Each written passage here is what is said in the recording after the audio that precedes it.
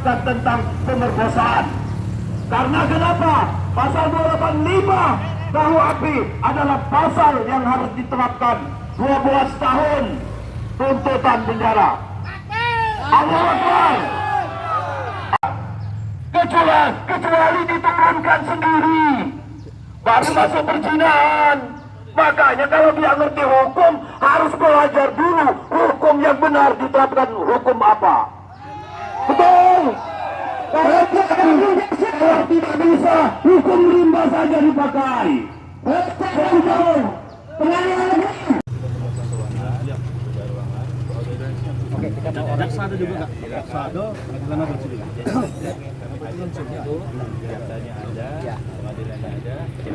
Oke, jadi kita audiensi tetap akan laksanakan audiensi, tapi kita akan melaksanakan orasi. Beberapa teman akan orasi. Oke, oke, siap. Oke, ya.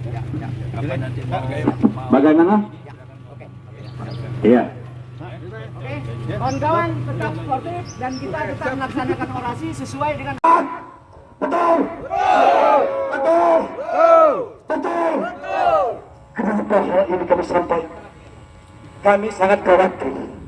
Bagaimana Bapak Ibu, saudaraku yang ada di Lahat, kalau anak kita yang diperkosa, 1 orang perempuan digilir, 3 orang pria, hanya dituntut 7 bulan, diputuskan 10 bulan.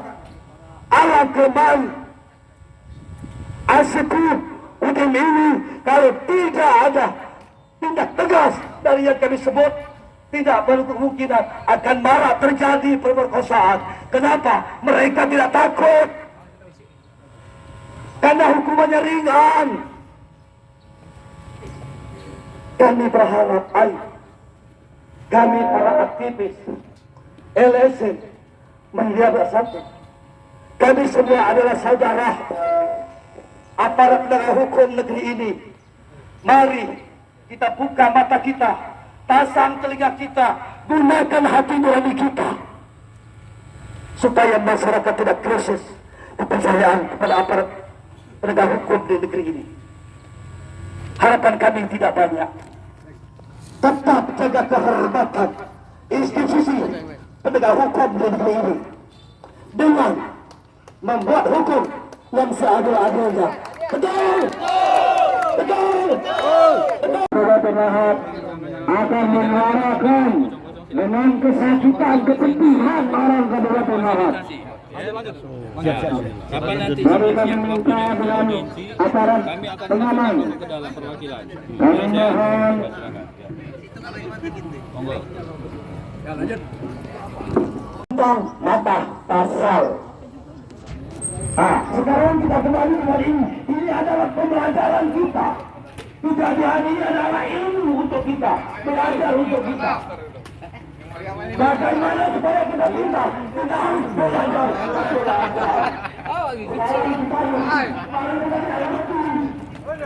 Tidak ada undang-undang, saya.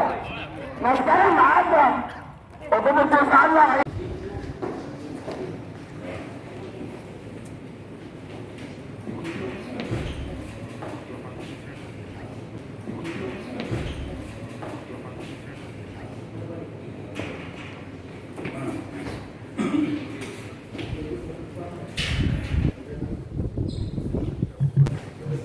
Baik, kita mulai ya.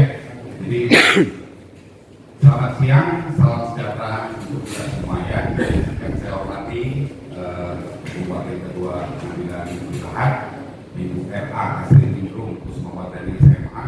Yang saya hormati yang mewakili Pedari, Bapak Presiden, Bapak Faisal SMA.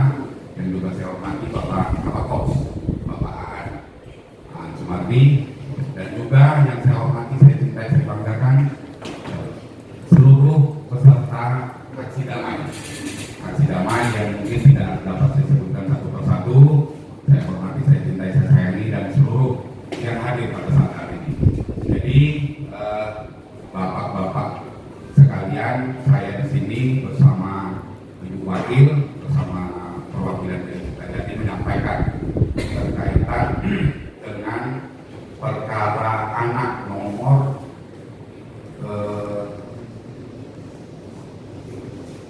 32 dan 33 khusus anak kedua yang telah diputus kemarin itu selama 10 bulan. Yang perlu saya sampaikan Bapak-Bapak sekalian bahwa hakim yang menyidangkan perkara tersebut, yang pertama yang dapat saya sampaikan bahwa hakim tersebut telah memiliki sertifikasi hakim anak korban. Jadi beliau telah mengikuti pelatihan mengenai permasalahan anak selama 2 bulan dan kemudian telah mendapatkan sertifikat. Jadi kalau di pengadilan Bapak-Bapak sekalian yang saya hormati, untuk dapat menyidangkan perkara yang berkaitan dengan anak, yang hanya yang hakim yang memiliki sertifikasi anak yang telah mengikuti pelatihan. Jadi saya pastikan bahwa hakim tersebut telah memiliki kecakapan, telah memiliki kompetensi mengenai permasalahan anak, mengenai Undang-Undang Nomor 11 Tahun 2012 tentang Sistem Peradilan Pidana Anak, dan saya pastikan dalam putusan hakim tersebut telah mempertimbangkan semua fakta hukum yang ada, ya, telah mempertimbangkan. Jadi Bapak-Bapak silakan mengakses ataupun meminta membaca, di kejaksaan sudah dikirimkan, ke pihak kepolisian sudah dikirimkan. Kemarin saya tanda tangani salinan putusan untuk keluarga korban. Silakan di situ dibaca apa pertimbangan hakim anak tersebut dalam menjatuhkan putusan selama 10 bulan, Bapak Ibu ya.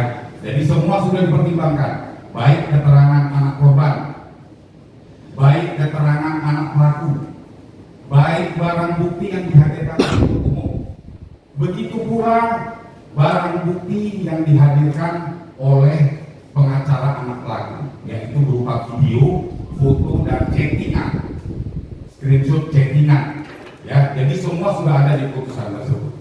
Begitu Bapak Ibu ya, Bapak Ibu yang dapat saya sampaikan. Jadi saya pastikan bahwa semua sudah dipertimbangkan dan itulah putusan hakim selama 10 bulan. Itu sudah mempertimbangkan semuanya. Kepentingan anak pelaku, kepentingan anak korban sudah dipertimbangkan dalam putusan tersebut, ya. Jadi mungkin itu yang dapat saya sampaikan kalau dari kami dari pengadilan, dan untuk mengenai inkrah putusan tersebut besok ya. Inkrah itu berkekuatan hukum, sekarang masih belum berkekuatan hukum tetap, masih dalam proses ya. Nanti terserah anak pelaku ataupun penuntut umum masih punya hak sampai dengan besok, ya, sampai dengan besok. Kalau besok sudah lewat batas waktunya, tentunya berarti putusan tersebut sudah berkekuatan hukum tetap. Mungkin itu yang dapat saya sampaikan, Bapak Ibu. Kalau mengenai fakta hukum, pertimbangannya, saya tidak boleh menguraikan secara detail mengenai apa alasan hakim tersebut. Tidak boleh, Bapak Ibu. Kode etik siapapun tidak boleh. Jangankan saya, jangankan ibu wakil, hakim pimpinan yang di atas saya pun tidak boleh mengomentari, wah itu harusnya begini, saksinya harus, tidak boleh. Itulah kode etik. Mohon dipahami Bapak Ibu. Dan saya tidak bisa, siapapun tidak bisa mengintervensi hakim yang menyidangkan sebuah perkara, itu tidak akan bisa.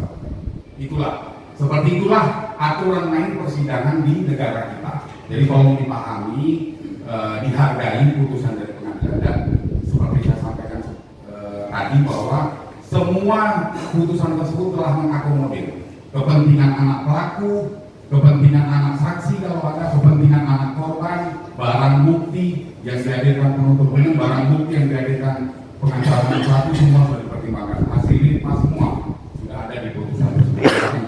Bapak Ibu kalau mau lihat, akses boleh minta ke kejaksaan, ke Polres ataupun ke keluarga korban. Ya, mungkin itu yang dapat saya sampaikan pada kesempatan ini. Selamat siang, salam sejahtera. Mungkin